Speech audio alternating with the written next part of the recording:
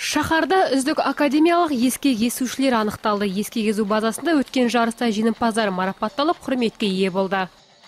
Я вас поздравляю с окончанием основного старта Спартакиады Республики Казахстан по гребле академической. Все, кто завоевал золотые медали, кто завоевал серебро, бронзу и кто нет, в этот раз неудачно выступил, я хочу пожелать попутного ветра, легкой воды, а самое главное – желание быть лучше.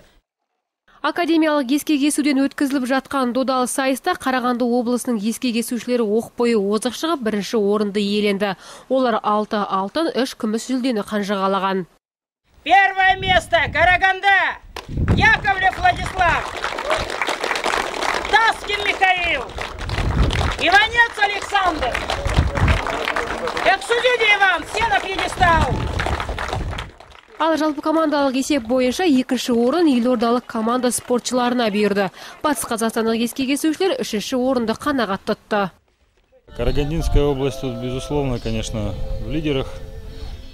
Әрине, бұл спорт түрі бойынша Қарағанды облысының ескек есушілері алдыңғы орында. Ерлер арасында Яковлев пен Юров, қыздар арасында Германович пен Чепиковалардың көрсеткен нәтижесі жақсы. Бұл спортшылардан үлкен үміт күтеміз. Олар алдағы уақытта Азия жарысында қатысып қалуы мүмкін. Бір жарыстан соң бір жарыста бақтан сынап үйренген спортшылар ертең тағы да бір додалы сайысқа қатыспақ. Ол Қазақстан магниткасының құрметіне өткізілуде. 25 мен 26 шілдеде жасөспірімдер арасында жарыс, 15 мен 17 тамызда ересектер арасында академиялық ескек есуден сайыс өтпек. Барлық сайыс осы Теміртау қаласында осы орында өтеді. Барлық спортшыларға сәттілік тілейміз.